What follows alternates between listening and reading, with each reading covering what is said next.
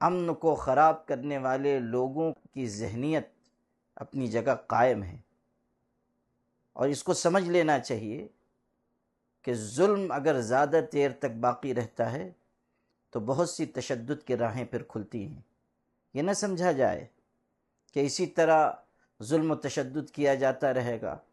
اور معاملات اسی رخ پر چلتے رہیں گے۔ اس حقیقت کو سمجھ لینا چاہیے کہ ظلم، تشدد اور بدامنی کسی بھی علاقے کو، کسی بھی ریاست کو، کسی بھی ملک کو تباہ کرنے کے لیے بہت کافی ہوا کرتی ہے۔ نفرت کو چھوڑ کر محبت کی راہ پر آنا چاہیے۔ یہ نہایت دردناک سانحہ ہے، میں پرزور الفاظ میں اس کی مذمت کرتا ہوں، اور پولیس انتظامیہ کی ذمہ داری ہے کہ وہ اس پر کڑی کارروائی کرے۔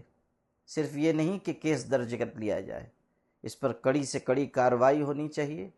اور اس طرح کے واقعات کے سد باب کے لیے کوشش کرنی چاہیے۔ میں مسلمانوں کے ضمیر کو بھی آواز دیتا ہوں کہ اتنی بڑی ریاست ہے، اتنے سارے مدارس ہیں،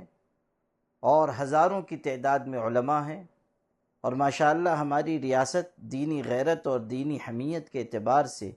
اور ریاستوں سے نمایاں بھی ہے۔ ہمیں امارت شریعہ کی شکل میں ایک اجتماعی نظام قائم کرنا چاہیے تاکہ ہم حکومتی سطح پر گفتگو کر سکیں، اور کہیں بھی کسی بھی طرح کا چھوٹا بڑا کوئی حادثہ یا واقعہ پیش آئے تو اس پر فوری کارروائی ہو سکے، قانونی بھی، عملی بھی، ہمدردی کی شکل میں بھی، اور حکام بالا سے گفتگو کی شکل میں بھی۔ وقت آ گیا ہے کہ اس پر ہم سنجیدگی سے نہ صرف غور کریں بلکہ عملی اقدام کریں، اور جلد از جلد ہم اس سمت میں آگے بڑھیں تاکہ اس ریاست میں ہم مضبوطی کے ساتھ اپنے احکامات شریعت کے ساتھ زندہ رہیں، سر اٹھا کر جئیں۔